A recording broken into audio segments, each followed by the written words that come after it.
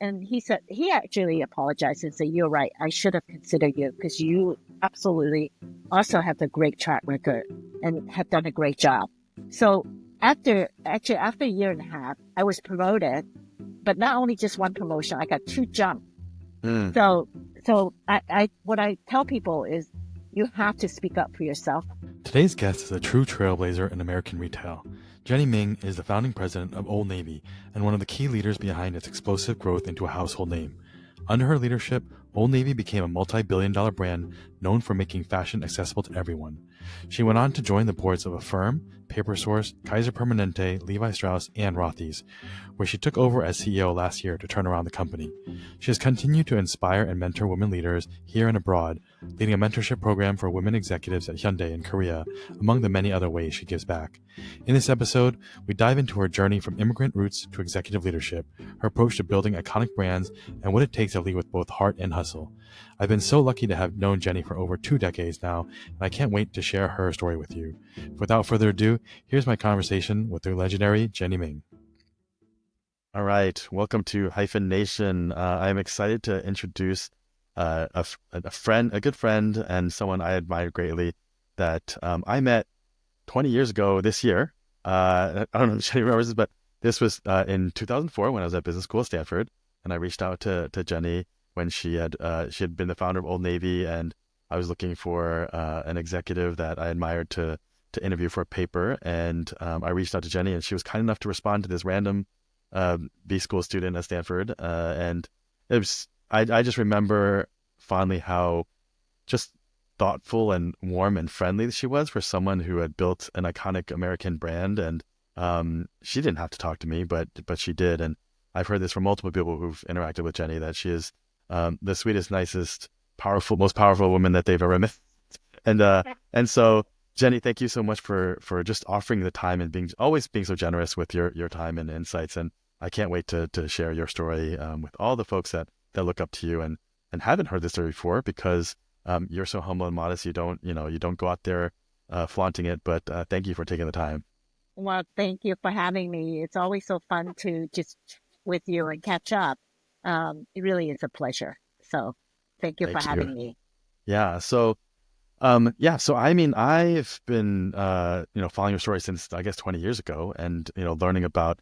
I keep learning more and more things about you, from being a vineyard owner and having your own winery to other hobbies like your cooking that you love to do. But I wanted to go back to where it all began. You were born in Canton, China, and you Yep. were just a baby when you guys escaped to Macau. I Yes, don't I think you was. remember any of that. No, I don't. I was about 2, 3 months old. Yeah. In fact, my mother was waiting for me to be born so they could escape communist China and go to, literally walk down to Walk. Yeah. Macau. Yep. And so I don't remember that, but I spent 9 years of my early childhood in Macau. We didn't have a whole lot, but I just always remember such a happy childhood. Hmm. I have five, I have one brother and three sisters. There's five of us. And Yeah. we live in the alley and we have tons of friends. We didn't have toys. You didn't really need toys at that time. You just Yeah. play, Yeah. somehow organically. I just always remember Literally it being, organically, like dirt. yeah, exactly. Yeah. It was really fun. I really enjoyed it. I loved it. And do you remember, I mean, how much of it do you remember of like being a kid there with such a big family? And then, I mean, I'm assuming you didn't learn English till you got to San No, Francisco. actually, I didn't speak a word of English until I came to the US. But you know what? I had really good memory, but I was quite sickly. In Mm. fact, I was so sick that you know, my doctor would have a thermometer with my name on it. It's because I went so Regular? often. It's like, Yeah. wow. So just imagine I was 9 years old and weighed, 40 pounds. I was not even 40 pounds. Oh my gosh. So, My baby, and my 5-year-old is more than like heavier than that. exactly. I was 9. Yeah. So somehow, when I came to the US, I became healthy. I never got sick. So it must agree with me that I Yeah. was meant to be in the US, okay? Yeah. Um, yeah, but overall, I still remember going to school for the first day, not speaking, not understanding anything. Yeah. And I actually went to you know, English as a second language, ESL. Hmm. Um, it started when I was in elementary school. So I was Hmm. probably in the first class. So before that, I just kind of draw and doodle all day long because I didn't really understand what the teacher was saying to me. Oh, So, yeah, and then I start, I learned a lot of English, not even just in class, but also through TV. I'm TV. sure a lot of, yes, Yeah. TV is a great teacher of English. What were your So, favorite shows? Do you remember what shows you watched? yes, actually, my favorite show is Casper the Friendly Ghost. Oh, good one. I still remember, that on all the cartoons, but Yeah. Casper was my favorite. Oh. I Do you remember why Casper is your favorite? don't know why, but it just, I just remember that show so well. And, yeah, it's, it, I don't even understand why, but maybe, maybe because he's friendly, right? Yeah, yeah, yeah. No, Yeah, and so you grew up, you moved to San Francisco in it was 1964? No, 1964. 1964. And you Yeah, were in North Beach? You guys started in North Beach in San yeah. Francisco? Actually, we lived in Chinatown Okay. on Jackson, and then we moved a year later. We moved to North Beach. Yeah, Okay. So because it's if you lived in connected to Chinatown, Chinatown. Yeah. yeah, it's all the same. It's all the same. Does that mean, oh, and it's full circle because your office is now, Rothy's is not very far from there. It's No, like, not at all. yeah, it's Exactly. wow. It's very close. And Yeah. but you could live in that area and never speak English because like there were so many other people who spoke Cantonese around there and Yeah. like That's what, for my parents living in Chinatown, it was a very easy transition because they both didn't speak English. hmm, And and but you know what? I wanted to be American. I wanted to speak English. I think as an immigrant, that's what you always want. You want to be able to assimilate, right? So when you're a kid, you learn languages pretty easy. It hmm, didn't take me that long to really hmm, speak English. I think by, a year or two, I was speaking it, like maybe not fluently, but certainly good enough.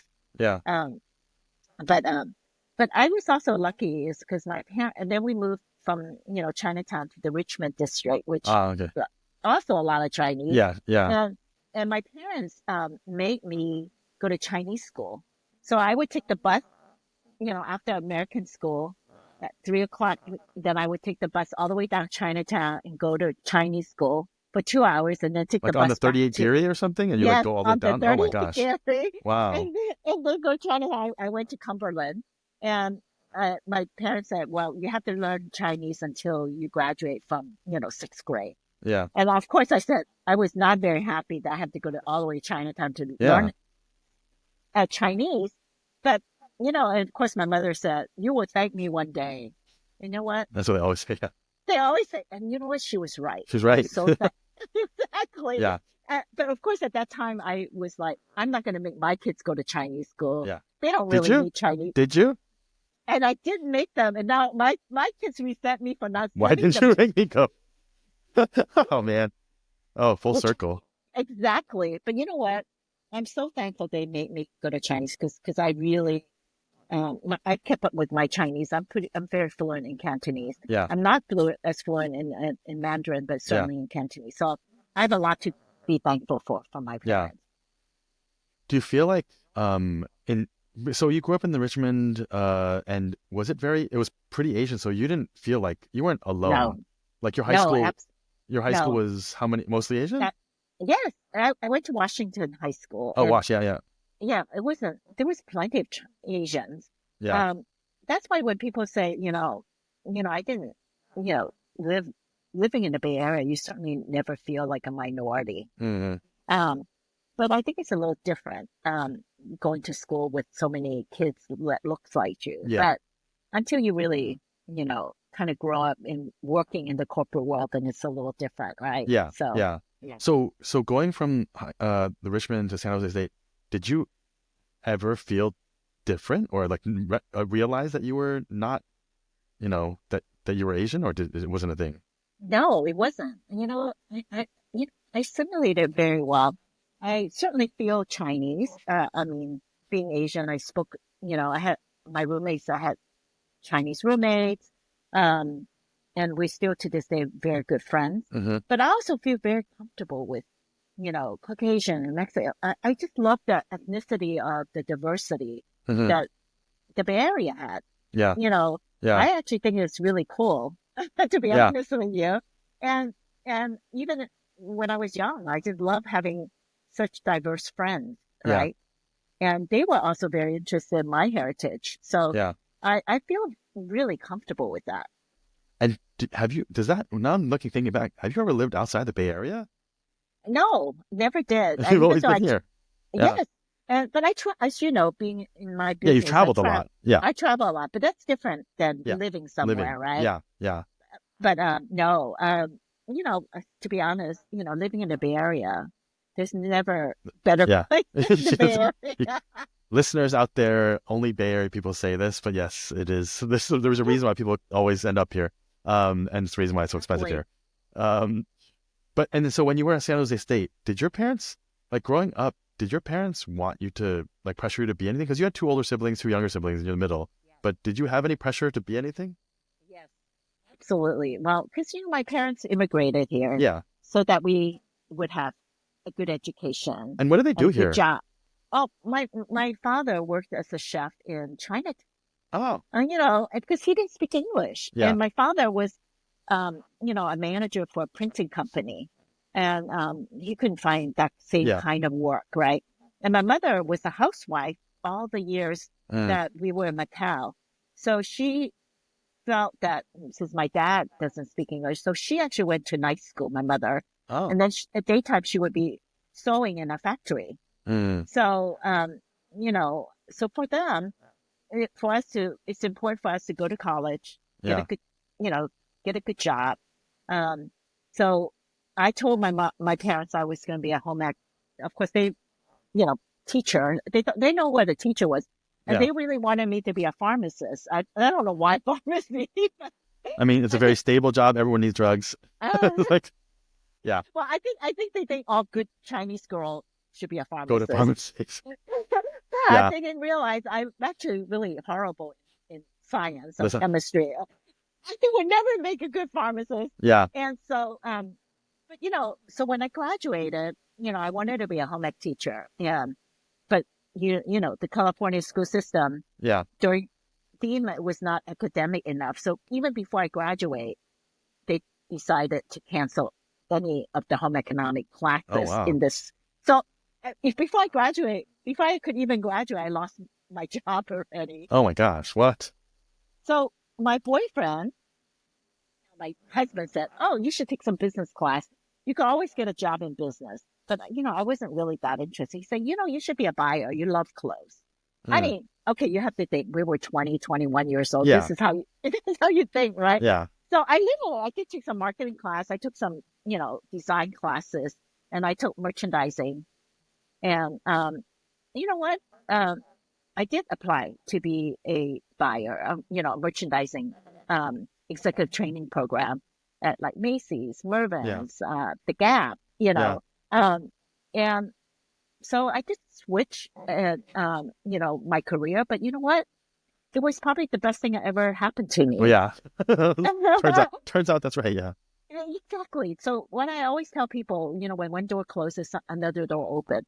Well, especially when you are young, you have to be flexible, adaptable to whatever's happening to you. So I didn't think like, oh my God, this is the end. Yeah. I never thought about that. I thought, whoa, yeah, this could be a great career. So I did go to Mervyns, and I found actually I love what I did. I'm as you could tell, I'm very enthusiastic and very positive thinking. Now looking back, like I said, it's probably the best thing that could have happened to me. Yeah. And it was absolutely the right, career for me. But I have to say though, my mother was pretty sad that, because she saw me working at Mervyns. She thought I was a salesperson. She said, "You went 4 years of college and you're like a salesperson." I said, "No, this is a training program that I'm going to be a buyer one day." But, she didn't really know what that is. Yeah. Right? Yeah. There's certain job parents know what it is. You're a lawyer, a doctor. Right. But a buyer, what is that? Yeah. And honestly, that may be a reason so many like immigrants from Asia, they want their kids to be those jobs because they're the only jobs that they know that everyone needs. They're like, oh, lawyer, doctor, engineer, everyone needs that. Exactly. And they pay pretty well. So that's a safe job that you can always have. But yeah, Exactly. yeah, they're like buyer. What do you buy? Like, what do you buy? And what is even that? What is even that job is, Yeah, right? yeah, yeah. So So now there's a story that and you've told me before, and others, like at that time in Mervyns, there was a manager, a supervisor that was quite discouraging. Tell me yes, about that because I feel like that was a seminal moment for you. yeah. Well, typically, I became a department manager, and it was in linens and things, right? It's called domestic, and while the salespeople were like housewife, they had part-time job. So yeah, I was probably 3 months into it, and my store director said, call me in and said, Jenny, you are just too nice, and you let everybody walk all over you. You're not going to make it in this business. You Uh, can't even manage people. So I went home and told my husband, I'm like, Mr. Francois said, I'm not going to make it because I'm just too nice. People don't work, they chit chat. I'm not going to make it. What should I do? Of course, we're both in the 20s. We didn't really ever manage people. yeah, So I went in the next day and I called everybody together. And I'm like, I said exactly what Mr. Francois said. I said, Mr. Francois said, I'm not going to make it in this business. I'm a horrible manager. I let all of you walk all over me because you guys all chit chat, blah, blah, blah. So you're probably going to get a new manager soon. They said, oh, no, we don't want that. You're so nice. I said, well, then you have to work. She said, well, tell us what we need to do. So I said, well, if you want to chit chat, how about if I schedule breaks together or lunch together? But when you're working, you need to like really do your work. She said, okay, we'll do that. So what I learned was being a good manager, the first thing you need to do is communicate your expectation, right? Telling them what they need to do, and setting right expectation is probably the simplest thing. So, uh, of course, needless to say, I did really fine as a manager, but my goal was always to be a buyer. So uh, when I, became, a planning analyst and then eventually became an assistant buyer. I remember the day I actually became a buyer. I called Mr. Francois, who was still in the business, and just say, Mr. Francois, you said I wasn't going to make it in the business. I want to tell you I became a buyer, which in those days is a pretty big deal. yeah, And he laughed on the phone. He said, well, I knew you were going to make that. But the reason he did, I think he needed to push me a little bit yeah, and tell me that I cannot let people push me around yeah, and that I need to really speak up and tell people what I need and want them to do. yeah, So sometimes, tough love is a good thing too. yeah. But so this was my first foray into being a manager, and Mm. and I tell this story is because most people would never think that someone would say that, Jenny, you're not going to make it in this, I right? mean, hindsight, right? It's like, they Yes, wouldn't, it's easy to say, yeah, but I could see that. I yeah, needed that push, and I need that reality check, right? yeah. So that's one thing I've written about, and I feel like is a common theme for a lot of Asian American professionals is that we are too nice, we're too polite. Like I wrote an essay about like because of kachi and limao and all those things that we learn Yes, as a culture. I say that it works when you're in a society and a culture that everyone treats people that way, and there's a code of conduct that everyone agrees to. But if you're in a society where, in the Western society where it's could be like every man for themselves, every woman for themselves, and you just kind of got to do what you have to do, people take advantage of that. So that's what I think Mr. Francois, probably was saying is like, oh, you can't make it because these people will take advantage of you being too nice, and they think exactly. that you're a doormat kind of thing. Exactly. I think you could still be nice. I like to think I'm still a nice person. Yes, yes, of But course. I think what you do really need to do is stand up for yourself. And people always say, Jenny, you're nice, but you're tough, but Uh, you're fair. yeah, Um, which I think those combination is really important, yeah, right? You know when you need to be tough and when you need, and hmm, you have to set parameter and guideline. But then you also need to, be a good person, yeah, yeah, someone that could depend on. So I did learn how to balance that through my yeah, career. And, yeah, you know, I would never, I always say, you know what, I would never ask somebody to do something that I wouldn't do myself. hmm, So there's certain things that, like you say, code of conduct. But I think as a women as a leader, a Yeah. manager, we do. I think it's so important to be able to communicate where your expectations are.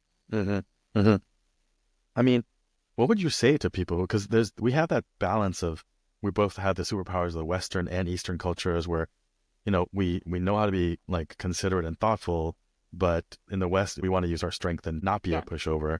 Um, what do you tell people who are like, oh, but because you always respect your elders, respect your seniors. You're like, oh, Mr. Francois, I totally agree with whatever you, but then you also become like people rely on you because as a subordinate, they're like, oh, but you make me look good, so I'll keep giving you all the work because you're a really good worker, and I'm never going to promote you because why would I want to lose you?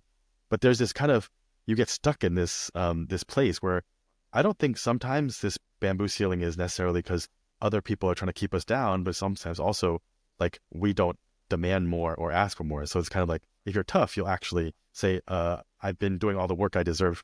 I mean, your expectations, I've exceeded them.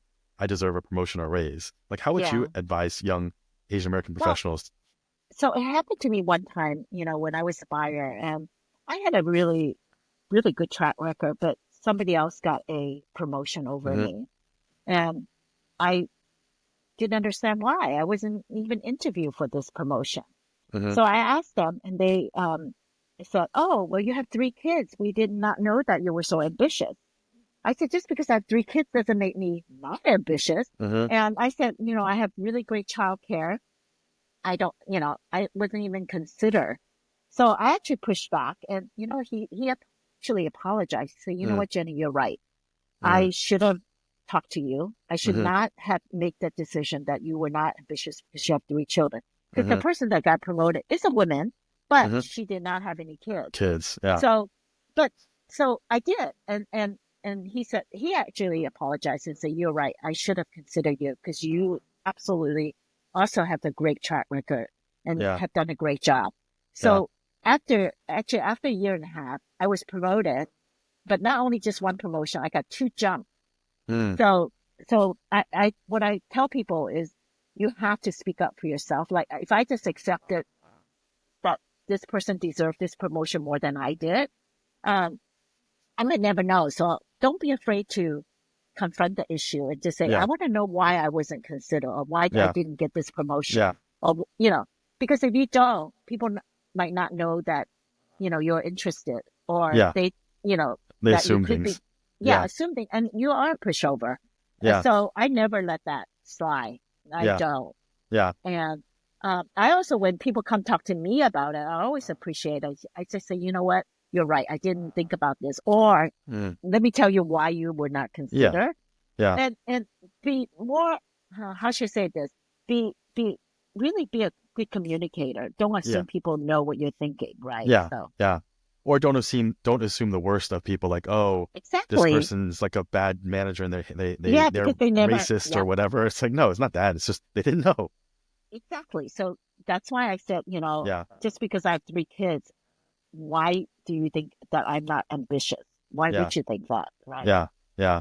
I mean, as someone who's managed so many people, like I feel like a lot of Asians are raised with, I mean, our parents raised us like, oh, if you put in hard work and you do the effort, you'll be recognized and acknowledged for it. And so you'll automatically, and it's all meritocracy and you'll get a raise and promotion because you deserve it. But clearly you deserved it, but you didn't get it. Like, what would you tell Exactly. people who think that way? I always tell people, I said, well, find out the reasons why you're Mm, not. So that, because then it could be, like you say, legitimate reasons. mm, Like maybe this is not right for you, but, I'm thinking of this. But you might say, you know what? I want, so even I would approach this beyond just a promotion. I mm, would always make sure that you have regular touch base with your manager or your boss's boss so yeah, they know what you're thinking about yeah, and what is on your mind, what's your future. So it's never one way. It's not that you wait until your manager or your boss yeah, come talk to you. You yeah, should really be proactive about talking about what is on your mind. What are you interested in the yeah, future? All right. So I think that makes a big difference too. yeah. Because a lot of manager or leaders are not great bosses. So so It's true. we need to Help be manage up. We have to manage upwards and help them. Yeah, exactly, yeah. and don't be afraid to do that. And another thing I also realized, like I noticed that you called up, whether you called up Mr. Francois because you have a good relationship with him or you just want to rub it in that you actually got up there. That's neither here nor there. But you also asking for the promotion, like there's something about that I feel like a lot of, even when I was young and I was like, working in tech, I don't know that I didn't have, I mean, I had good relationships with my managers, but a lot of people I find they keep their head down and work hard, but they don't necessarily build relationships and managers. And you have that warmth, people like but you also, you reach out and you make sure you talk to people. Like there's something about, I feel like Asians are not good at, I don't want to generalize, but there's something about we keep to ourselves and we just keep our heads down and work hard. But I've been trying to tell people, it's all about the relationships. If people like you and trust you, you'll move far because it's literally about your personal relationship. Absolutely. And I think, like you say, I still just call Mr. Francois after a few years and tell them I did get promoted, blah, blah, blah. But you know what? I feel comfortable enough, Hmm. even though, yeah, maybe my intention was rubbing it in his face, but in the meantime, it's But you also picked up the phone. yeah, Yeah, and it's been reconnected. years. Yeah, Exactly. And he actually really appreciated that too. yeah, And he's like, I knew you had it in you all along. Like yeah, it was a very warm and congratulation kind of conversation. Um, I, to be honest, I touch base with people that I've worked with for 30 years. yeah, I literally, 2 weeks ago in New York, and, I planned to meet with Mickey Drexler, who was my boss for yeah, a long, long time. yeah, And, not only because I enjoy that conversation, but I always learn a lot when I'm with them. But I think it's important to keep up relationship. hmm, But you have to put yourself out there. yeah, You have to, you know, enjoy that kind of thing. And yeah, to me, it's not always like when you get out of it, as much yeah, as like, just keeping in touch. You yeah, do that, you yeah, know, yeah. and and build I mean, that's friendship why you're and talking to me and said you do this. Like, no, but you have to which actually is build an true. authentic friendship. Yeah, Absolutely. And you know that. You and I had that connection very early yeah, on. yeah, And even after 20 years, we didn't see each other for a long time. And yeah. when we reconnected, it was like old friends. It's And, like old friends. Yeah, exactly.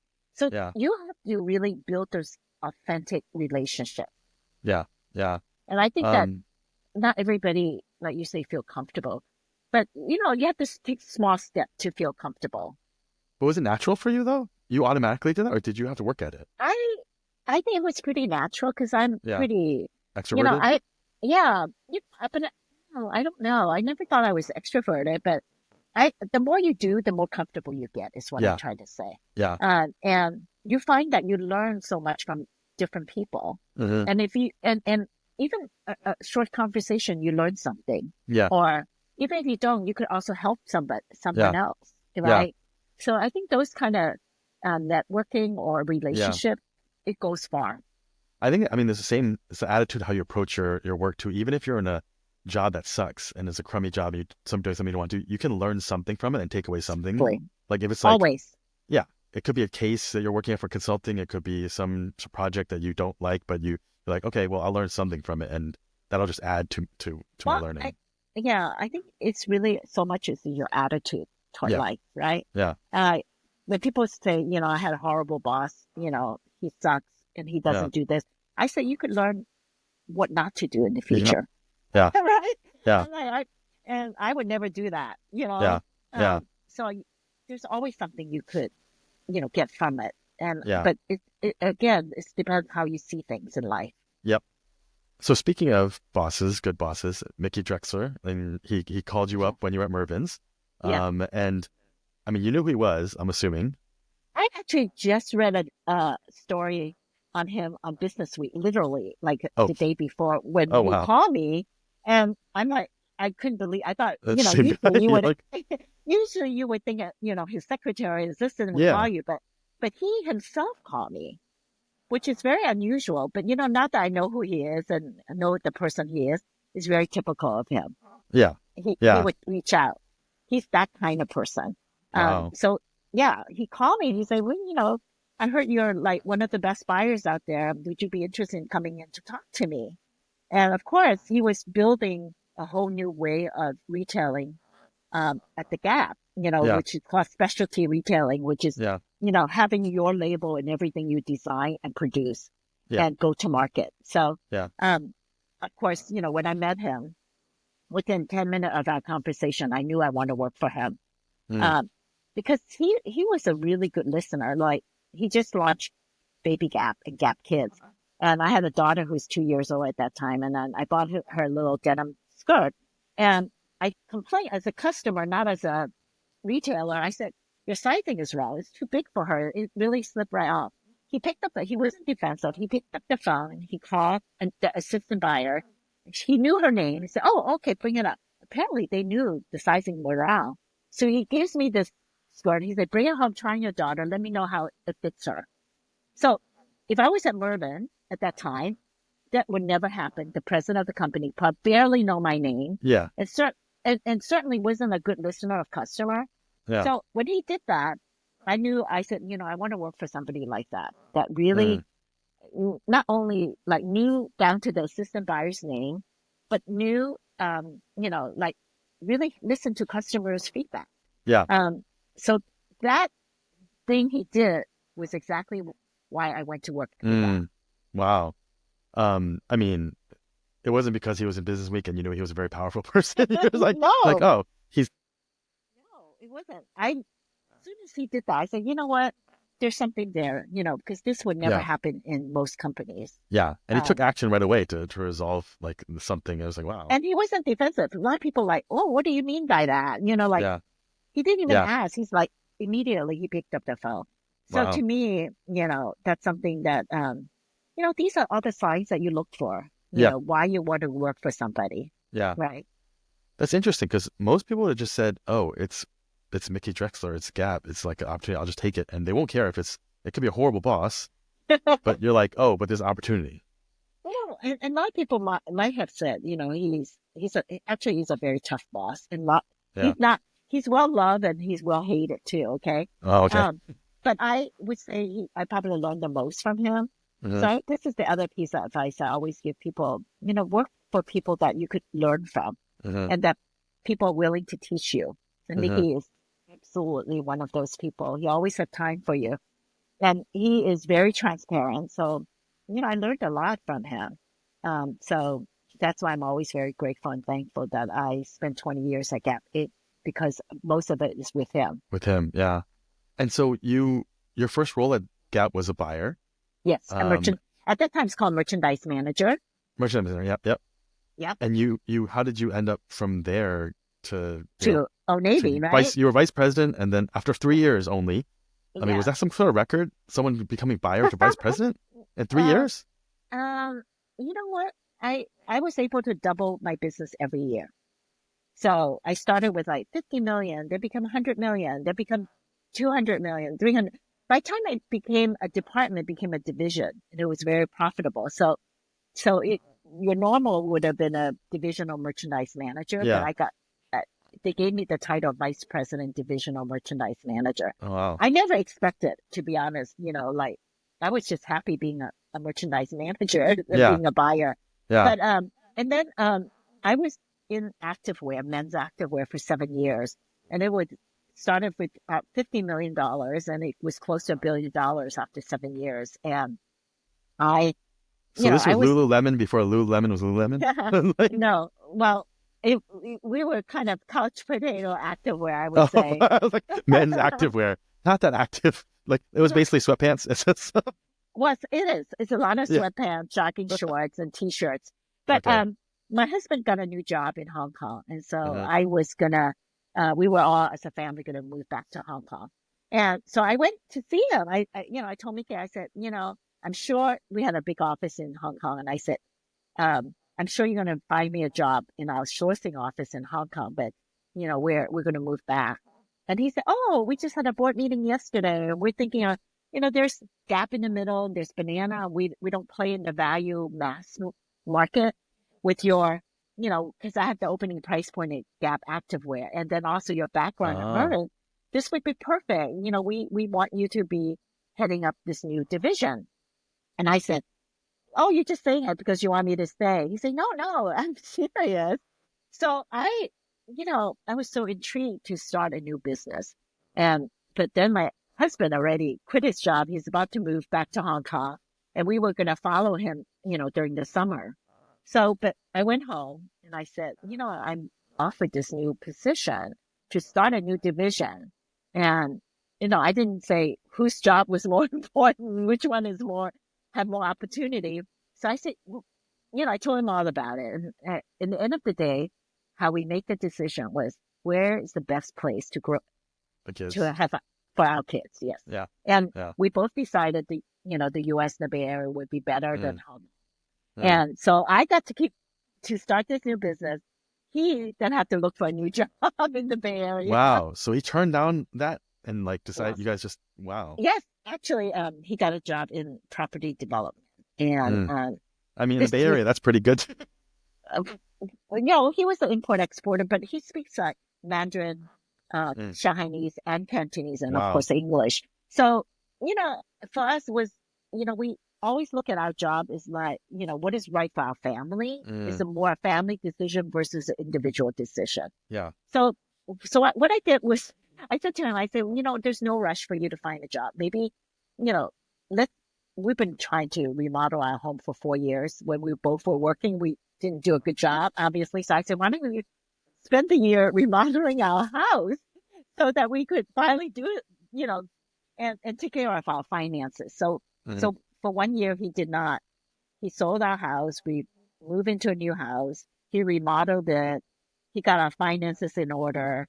The reason I'm sharing this is sometimes when you have two busy working, partners, families, and have kids, it's really hard to do everything you want to do. And sometimes taking a year or two off to be able to catch up is always also very good. Yeah. Yeah. And so I'm very thankful to have such a supportive husband. I mean, that's huge because, I mean, I think, we're saying that Old Navy would have been Old Navy without your husband saying no to this job in Hong Kong. Exactly. That's a big deal. It is. And I share that. That's why, all my successes, I always attribute so much to my husband. Yeah.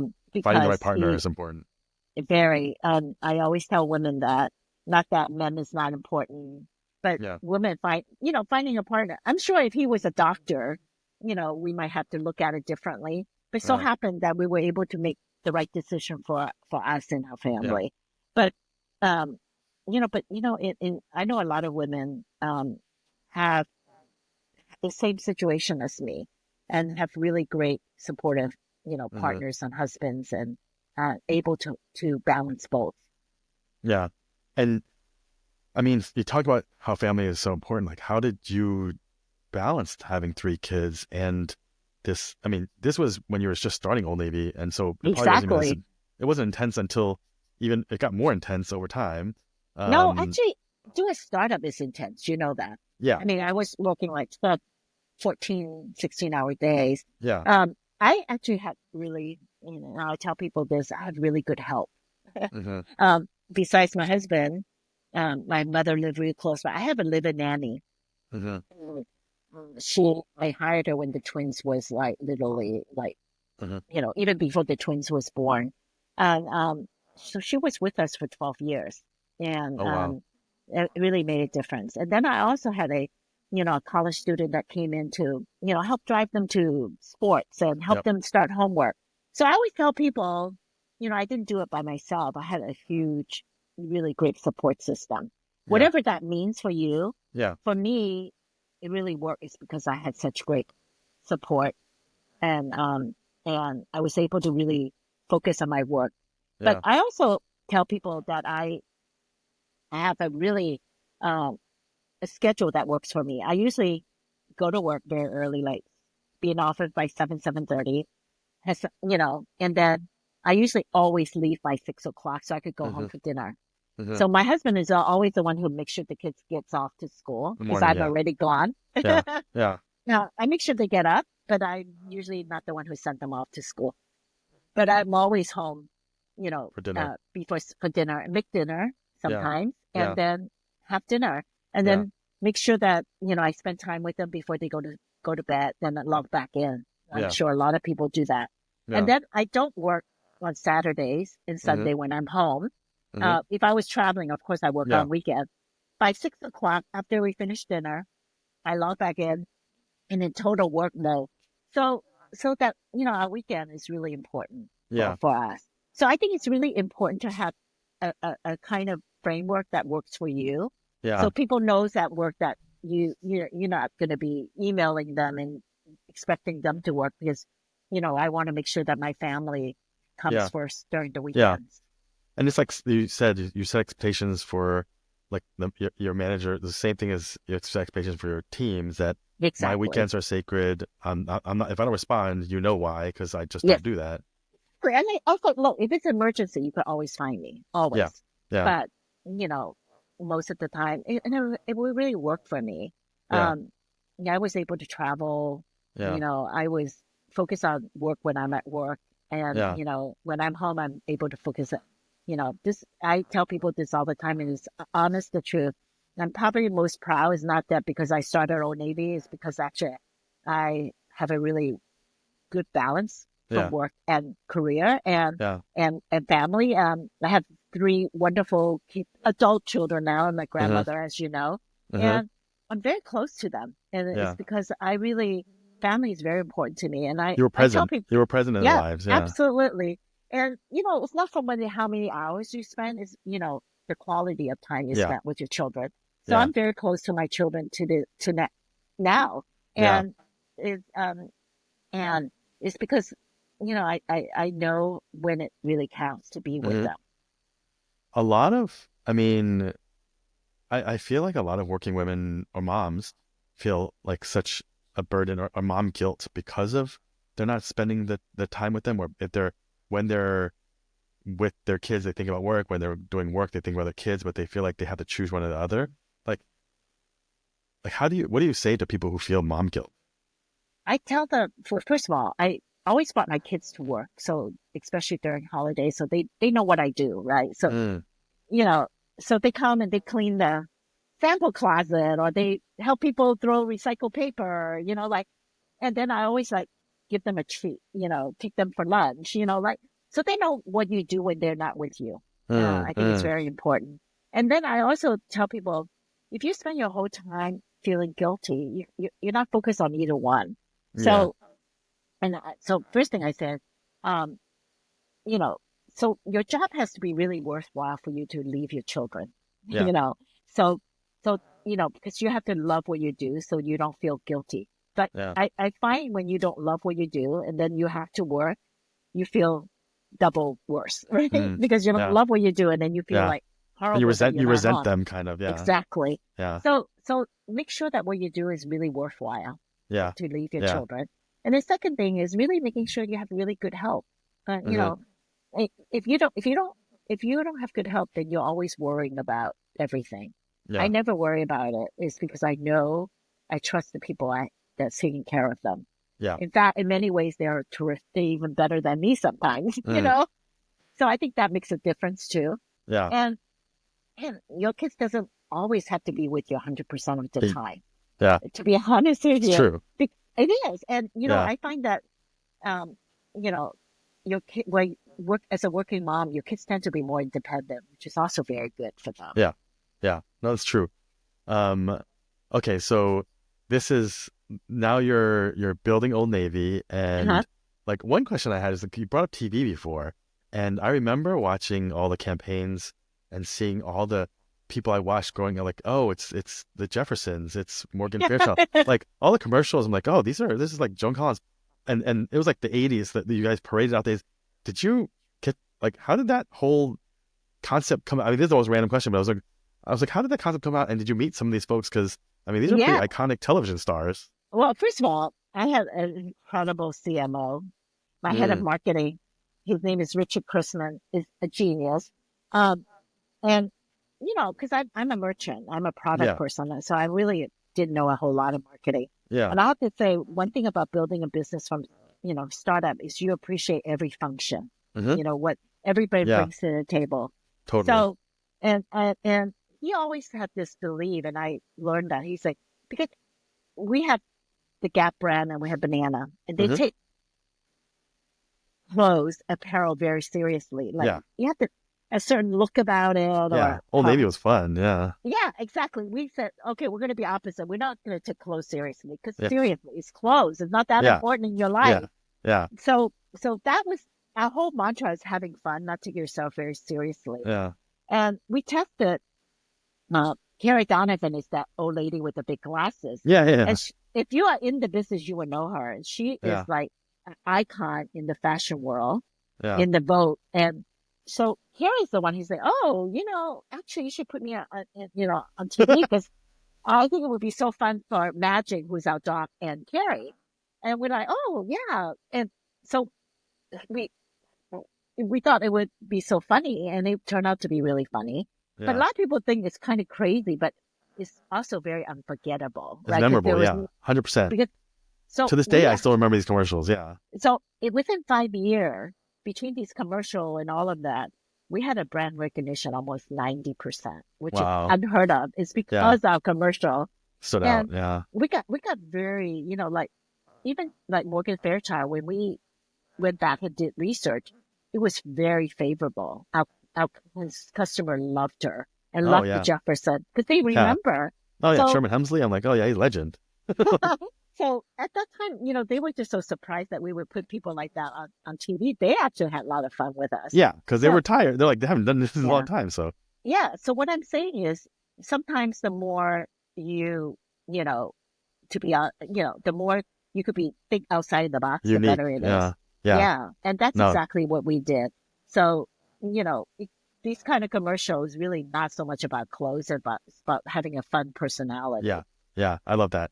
Um, okay. So you're growing Old Navy to like, $6 billion business. And then, uh, t tell the listeners the story of your, when Mickey asked you to be president and you turned him down. Like, Well, first of all, we started Old Navy with four of us. So, yeah. we were all senior vice president. We all got promoted. So I was the head merchant. I had the visual piece. I had the production of the product. I had the planning piece.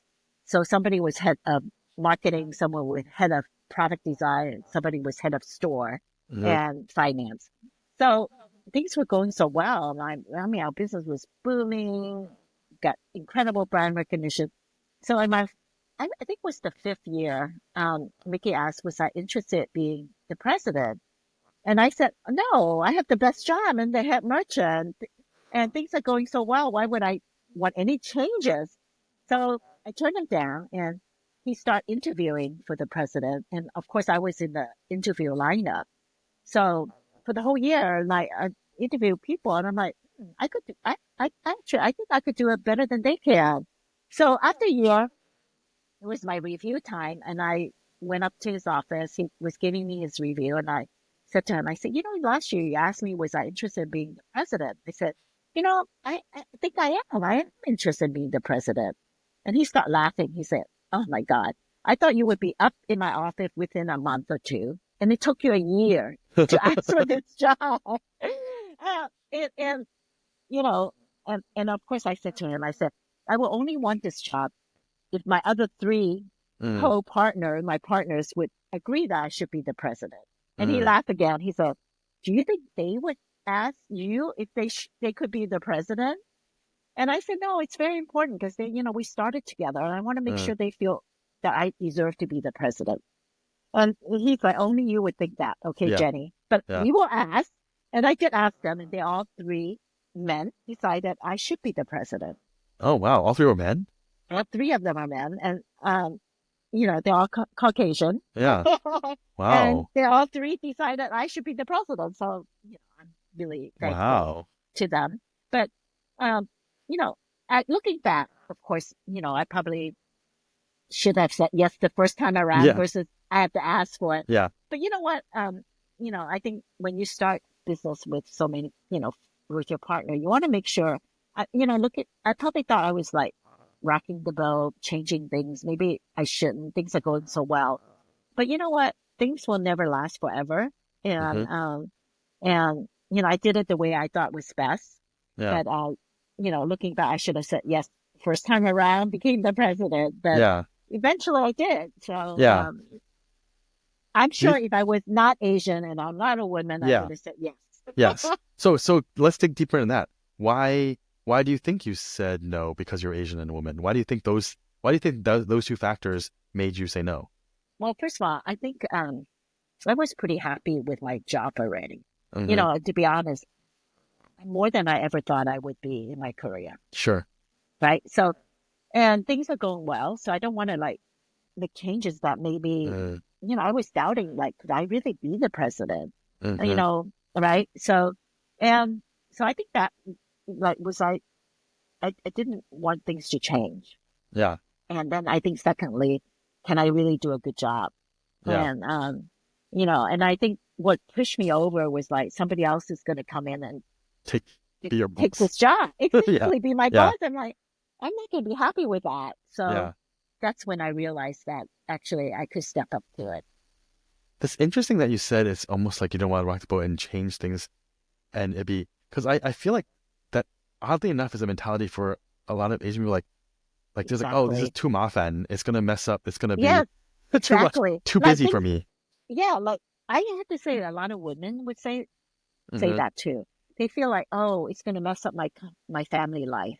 Mm, Things are going well. It's really well balanced now. yeah. I can't take on more. But you know what? I realized, you could if you want to. You have to want to. Yeah.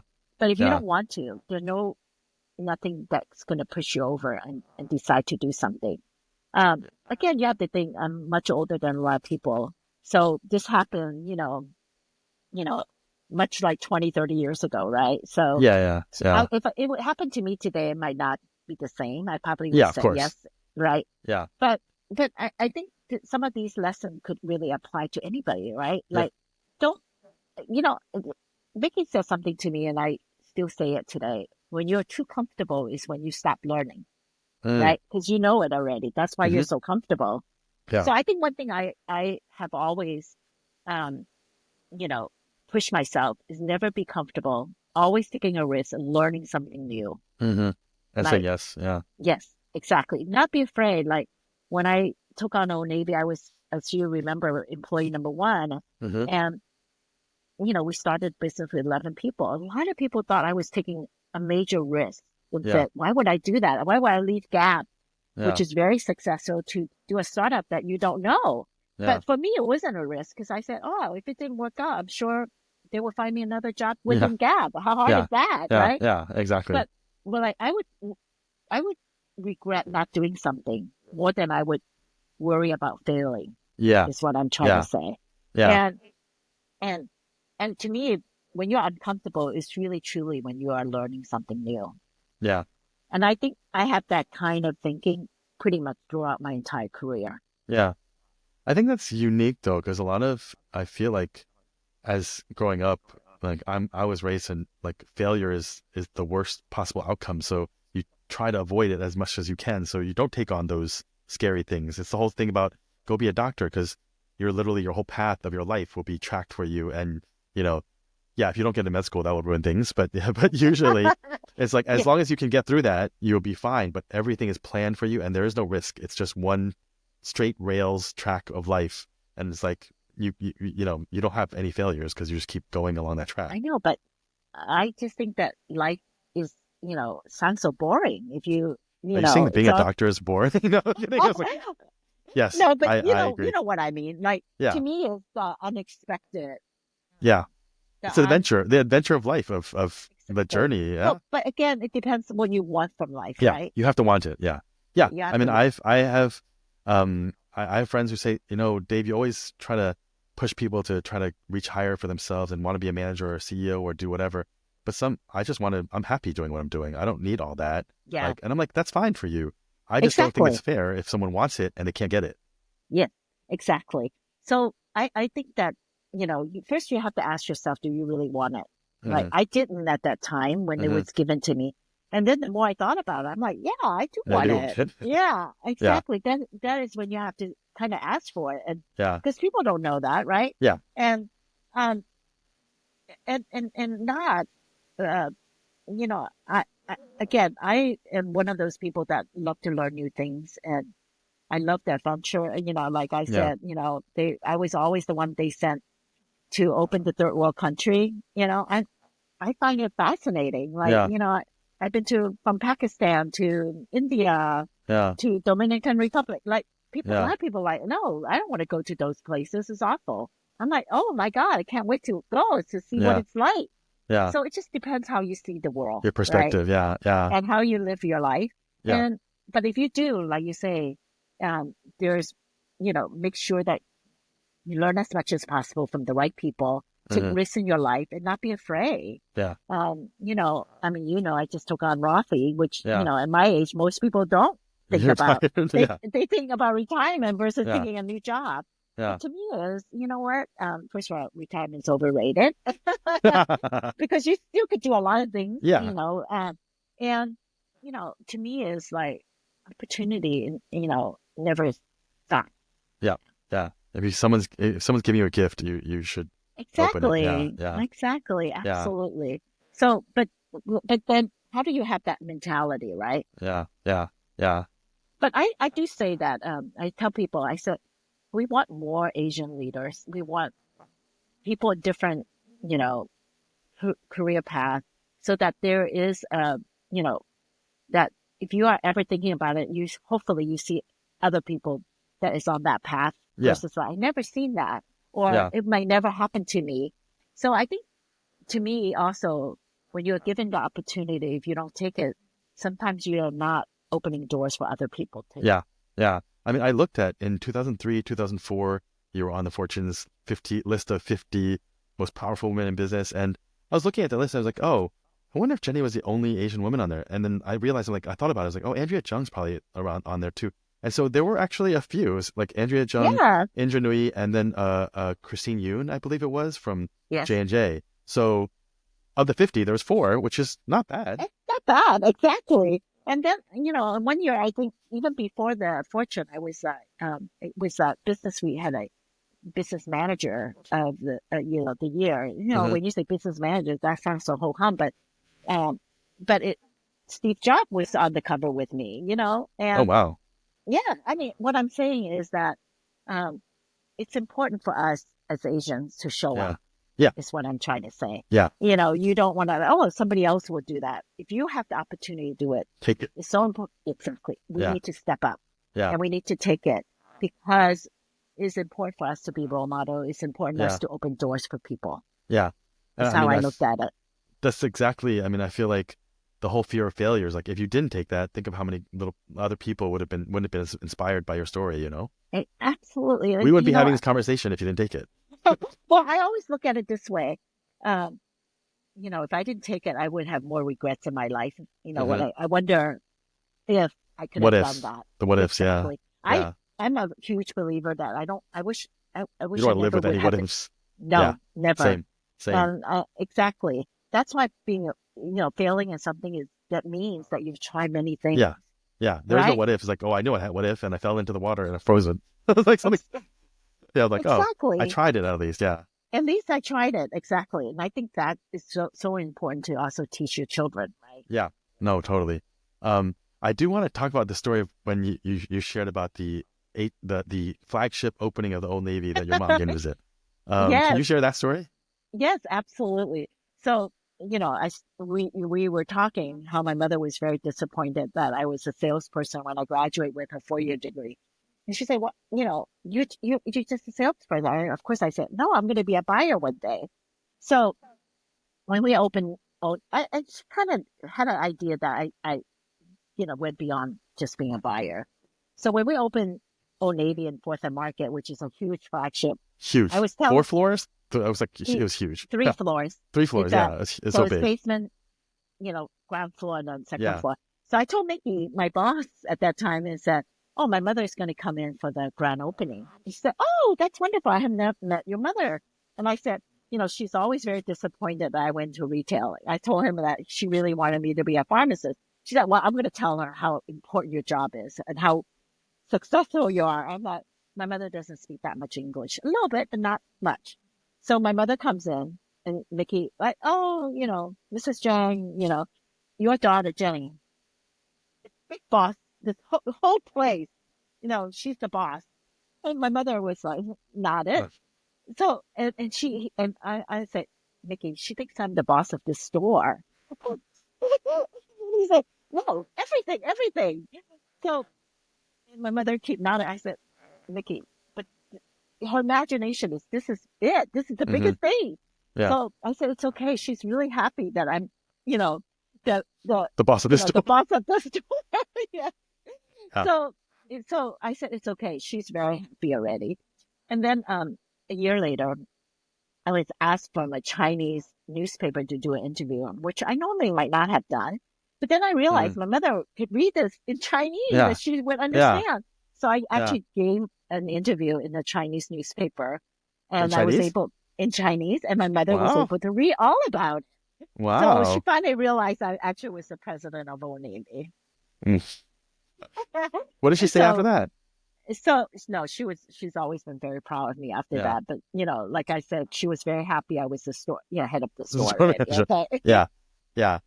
No, I So mean, I think it's it's very funny. important that all of us want to be, recognized or be for your parents to be proud of you, Yeah. right? Yeah. And of course I was, I was happy that I was able to really convey that to my parents and Yeah. especially to my mom that, you know, all that she gave up to, to immigrate here was Yeah. not for loss, that, we Yeah. all did well. And one thing is like I feel like as immigrant parents when they came over, their aspirations were doctor, pharmacist, lawyer, but it was never bigger than that. It was always like get this job and that's the best thing that could happen. Yeah, they don't think of like a CEO. And, I remember I spoke at GE one time, and of course they were all like engineers and very technical, and somehow they invited me to speak, and then this guy came up and said to me, he said, my daughter always wanted to go into fashion. I never thought it was a career until I just heard you speak. So I'm going to go home and tell her she could now study Oh, was he fashion Asian? instead. Was he Asian? Yes, he's Oh Asian, yeah. and and instead of engineering, she Yeah. said I make her study engineering because I thought it's a better career path. Yeah. Until you spoke to us, Yeah. and I really realized that oh my God, there's so many other We can do careers that. out there Yeah. Yeah. because she never thought fashion was a serious career. Yeah. Yeah. No, it's true. I mean, I just went to see John Chu speak Oh, down yeah, in the City Arts and Lecture, and it's like I feel like other parents who are sitting there, like they hear it's like, oh, you can actually have a career as a director and make like huge movies, like Crazy Rich Asians or exactly. Wicked and things like that.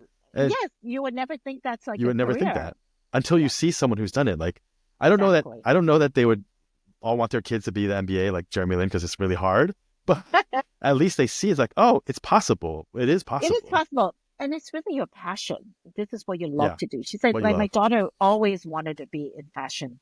And Yeah, I just thought maybe that could be a good hobby and never think of it as a career. Now yeah, I know that it could be a career. yeah. Oh, you thought that too? No, I didn't. Oh, okay. I always Oh, thought that, but now he thinks oh that yeah, it could yeah. be, But right? how did you raise your kids differently then? Because I'm also raising my boys, like they're only 5 and 8, but like if they want to be chefs, then be the best damn chef you could be. But I don't like that's as Exactly. long as you're Uh, because you can only be good at something if you're passionate about it. If you're only yeah. doing it for a job, then you'll be miserable. No, actually, my kids are all, not your typical job.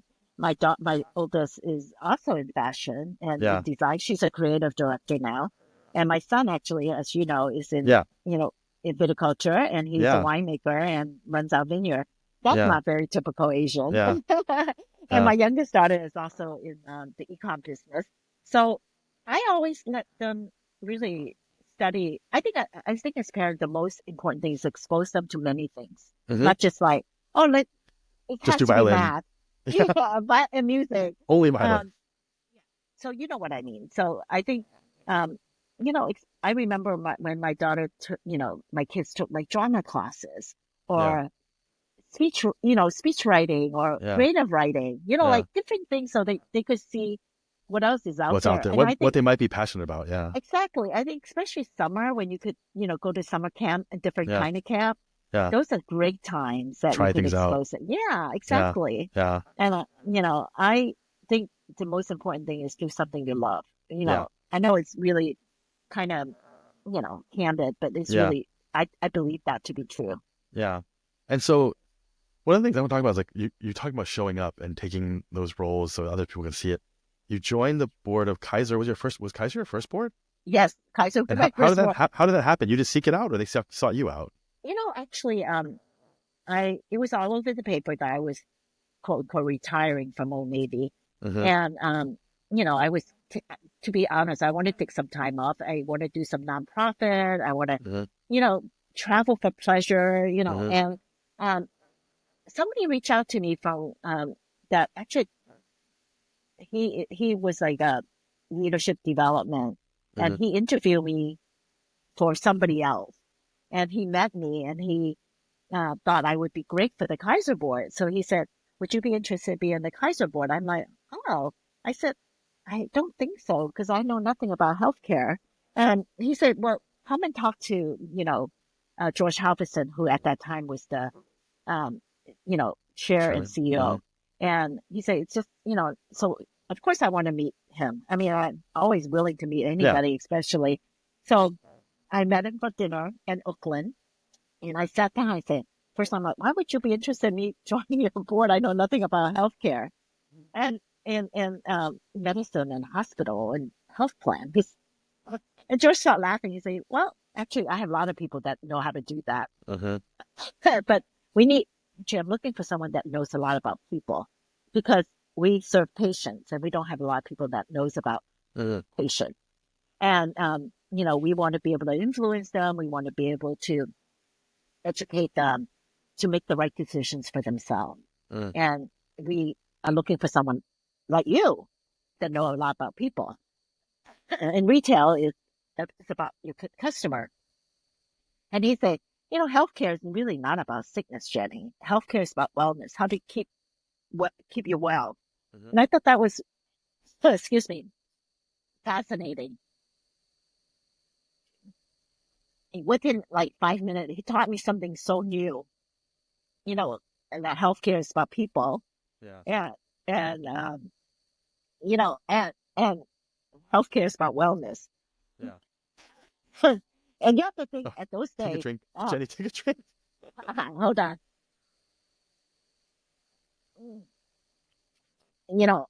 It was the first time I heard the word wellness. I never Mm-hmm. heard of that word before. So, um, within 5 minutes, I learned two new things. And I Yeah. thought, gosh, of course I know a lot about retail and apparel. And, I need to, I'd rather, learn more, something different. Yeah. So I joined the Kaiser board versus Lululemon. Okay. Oh, I didn't know that. Yeah. And everybody, of course, think I was crazy. Like, why wouldn't you want to go Lululemon? Because it was just going public, and the private equity that was bringing them public. Um, so actually, I met Chip Wilson, who's the founder, and I almost joined that board. Yeah, that was But you dodged a bullet in the PR there. Jeez. All but his you know what? comments were like, "Whoa." As a He, board member, I'd be like, "Oh, geez, man." but, you know what? Again, taking a risk on something you don't know and be Yeah. uncomfortable with, Yeah. and I would probably be very comfortable being on the Oh, Lululemon yeah, of board, course. right? But Yeah. so this is another example that don't be afraid, try something new, Yeah. right? Yeah. What is it like? Because you've been on like, the boards of a firm, Paper Source, Kaiser, Levi's. I would imagine most of these rooms are all majority white male, and you may be one of one or two women, or one or two people of color. Like, what's it like being in those rooms? Well, first of all, the good thing is like Levi's and Kaiser is very diverse sport, so they Mm, are probably exemplary when it comes to that. And uh, but you have. I think one thing is very important. Know why you're invited on the board. Why mm-hmm, So I knew why I was on the Kaiser board. I knew why I was on the Levi's board. So mm-hmm, you want to make sure that you speak out on that, right? mm-hmm. Because they're counting on you to bring your expertise and your Yeah. experience. Yeah. So don't be afraid to speak up. Yeah. But when they talk about a lot of financials, and I may not be the best person, Yeah. but that's okay. There's tons of other Yeah. experts in that Yeah. The room. audit committee should So take care of that stuff. Yeah. exactly. So I think you have to remind yourself why you're there and Mm-hmm, what's expected of you. mm-hmm. They don't expect you to speak all the time. You Mm-hmm. know, I remember, at Kaiser, my first one, a woman, she's a very famous doctor, and she actually chaired the quality and safety committee that I was on. And of course, it's very technical. And I always say, have questions. And she would say, but Jenny, we love that you come in, and I always can't wait to see what you're wearing, because there's always something more fashionable than what I'm wearing. So what I'm trying to say is, like, not everybody is so serious. Everybody is actually quite friendly Yeah. and nice too. Yeah. And but I think, don't feel, that you're lesser. It's just because they're white and they are men, because, look, you're invited, Mm-hmm. and it's a privilege, and and I don't take it lightly Mm-hmm. to be on that board. Mm-hmm. But you have to get used to it, Mm-hmm. and now I can't wait to go to my board meetings. It's because not only do I want to contribute, but I also want to learn as much as I can too. Mm-hmm. Yeah. So, and I think by joining the Kaiser board, which I did not know at that time, it opened up a lot of doors, because people thought I'm not just narrow in retail or apparel, right? Yeah.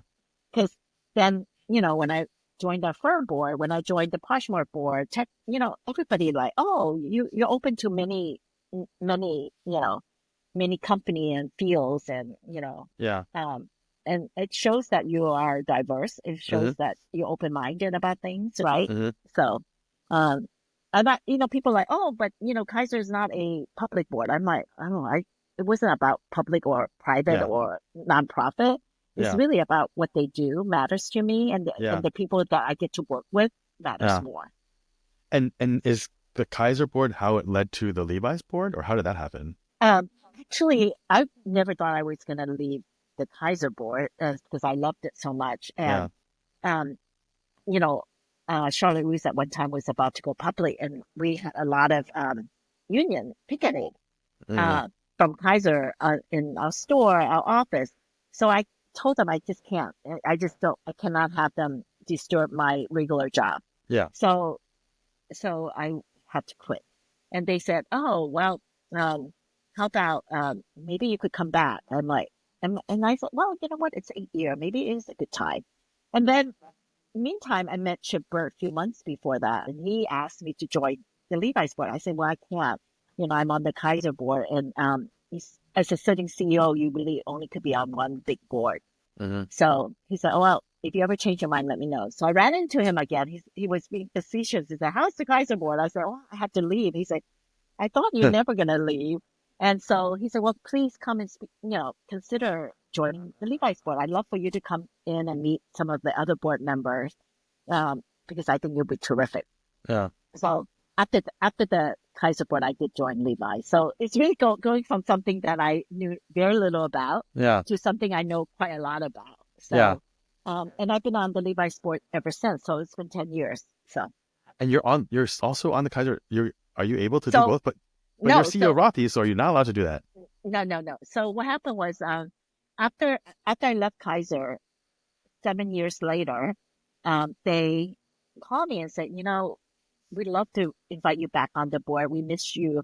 And we actually are going through another digital transformation. We love your voice on the patient plus Mm-hmm. marketing. So, and so I rejoined Kaiser 2 years ago. And And there's no conflict as CEO now? so when I joined Navi as being a board and then the CEO, I told them, I said, I really love some of my board. And normally, you shouldn't be on more than one or two boards, right? And both the Kaiser and Levi's board is pretty, demanding. Demanding, yeah. But they said, we want you to as CEO. Whatever works for you will work for Okay. us. So basically, like, you do what you have to do, but we need you. Exactly. Yeah. So I'm very fortunate that, that it all works out that Yeah. way. Yeah. But because I also have a very great team, very Yeah. capable team at Yeah. Rothy's. Yeah. So, so I'm able to do that. So I did Oh. step off of a firm, as you know, Yeah. and, now I will probably get off another one. Mm-hmm. And so probably tighten up my board work. But you know that I'm also very focused on mentoring coaching. Yeah. So, those are my passion projects. So Yeah. I'm still working, one of my favorite is, which I'm very focused on is the Hyundai Women's Leadership, Hmm. which been doing for a Yeah. while, and it's going very well. So, I would never, you know, to me, I want to keep doing multiple things, not just Yeah. one thing. Yeah. Tell me about that because I think you told me about the Hyundai Women's Leadership before. Um, Yeah. So, one of my old friends who used to work at Old Navy as in design moved back to Korea 20 years ago and now is a professor in design. So she called me and said, um, I'm working with Hyundai and we want to develop a women's leadership. And I know that you've been doing coaching and mentoring. Would you be interested? And so I work on this program. It's really workshops, but also a lot of one-on-one every month. And it's a very tailored to that person of development. So we started with 3 people in and Korea, 3 women in in Korea. Korea. Oh. Yep. And they are from the Genesis division Hmm. and design and innovation. So, so I did a lot of interview, have a lot of conversation with them. And so we came up with 2 business development and 1 personal development. So one of the biggest thing for me is like getting them together as women, Hmm. as a community. Because I think when you are a leader, it's nice to have people that you could bounce ideas off, Hmm. friends inside the company. And they didn't even have that. So now Hmm. they have each other, Yeah. and so it's going well. It's still early stages yet, Yeah. but that's something I always consider my passion project. That's Um, great. so And this is and oh, go ahead. go ahead. No, Oh you go no. ahead. I mean, it's so great because you get to do all the things that you've managed to keep the boards you love. You're at a company that you were on the board of before, and now you're running it like as CEO, and then also to the Hyundai Women's Project. I mean, it just seems like you've been able to organize your life around the things that you care most about Yeah. and love. Um, what do you have? You don't have any time. Do you have find time for yourself and other things? Because it sounds like you're doing a lot for other people. I do actually. Yeah, as we have a vineyard. Yeah. I go up there, we cook, and I love that. And family, Yeah. I have 3 grandkids that I love spending time with.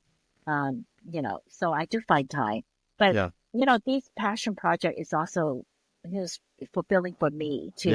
Yeah. It's not just helping people, but it's Yeah. helping me. That's true. Um, it is, and I don't think it's all about giving. Yeah. When you give, you also get.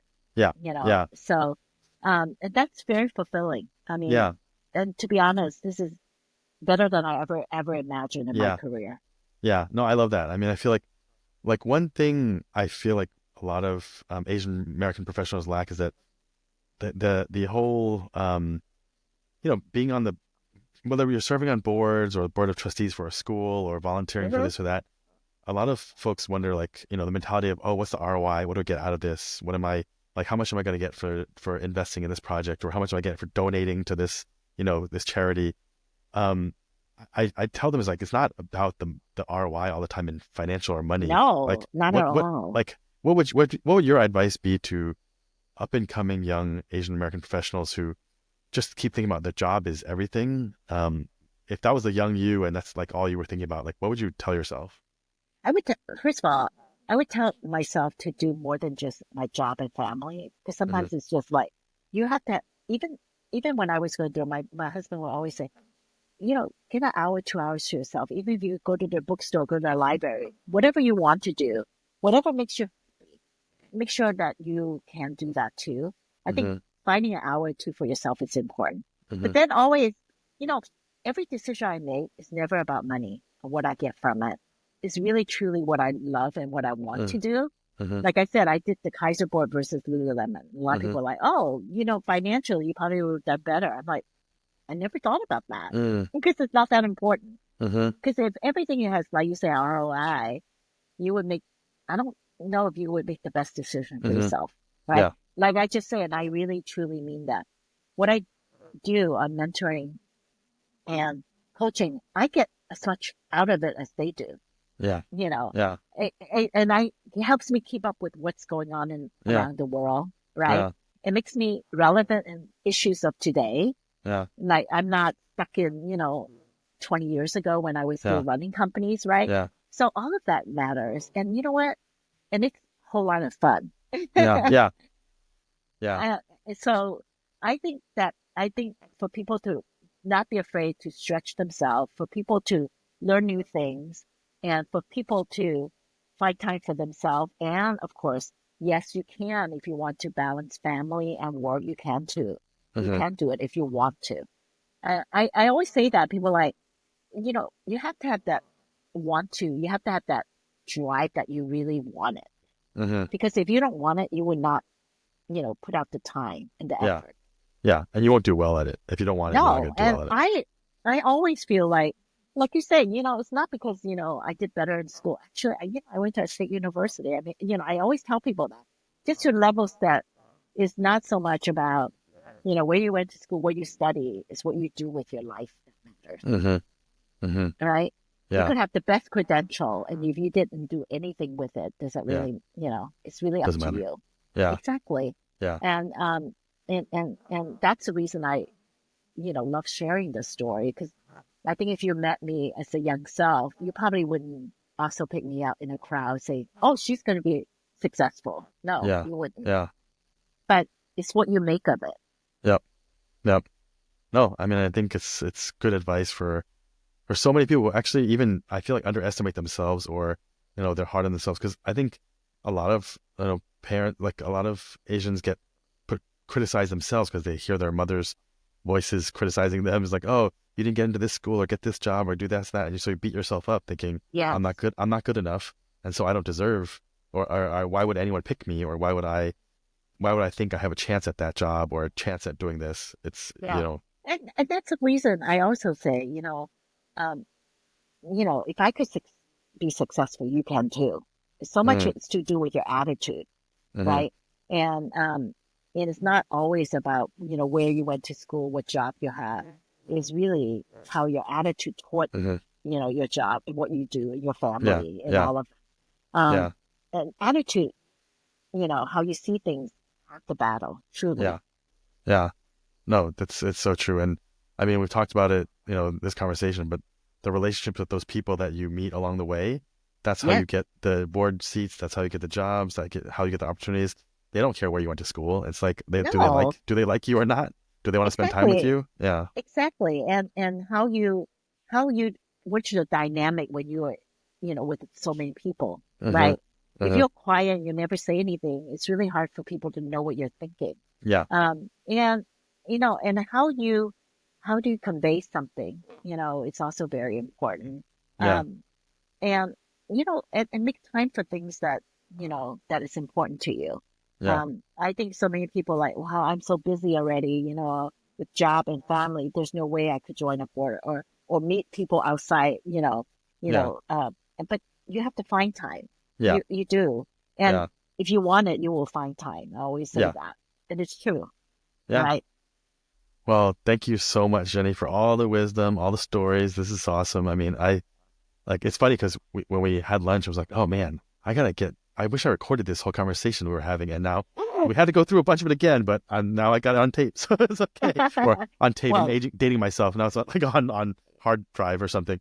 But no, these are the stories. I wanted to do this podcast because I feel like this is how I'm so lucky to have friends like you and people who've gone through have such amazing careers and experiences. But to be a fly on the wall and hear our conversations and hear the stories, I'm like, this has to be memorialized because I think these are the stories that will inspire the next generation to be more, to not just do what they're just be a pharmacist. And nothing wrong with being a pharmacist, but like they could be like they pharmacists could put and whatever they want. If yeah, they want to exactly, be a but whatever they pharmacist, want. great for Be a them. great pharmacist, but also you could be on the board of something and do this and that and volunteer. But yeah, Absolutely. Absolutely. And I just want everybody to really realize that, seriously, I'm not just saying, and if I could do it, they can. Truly. this that's because you're so humble, Jenny. I don't know if I ever can No, do it. You are a no, it's so special true. person. No, it's Um, true. no, No. but you're an inspiration for so many, and you're just the nicest person who's done so much. So thank you so much for taking that. For the fact that you even gave me this time to record this is amazing and just shows how giving and generous you are. So thanks for this time, Jenny. I hope I get to see you soon. I'm gonna plan a Me dinner or too. something, but we'll go Yeah, eat. for sure. Okay, Awesome. let's do that. Okay, thanks, Jenny. Bye. Take care. Oh. Thanks for listening to this episode of Hyphen Nation. Please subscribe to my Substack at www.davelou.com and follow us on Instagram at the Hyphen Nation and LinkedIn at Hyphen Nation.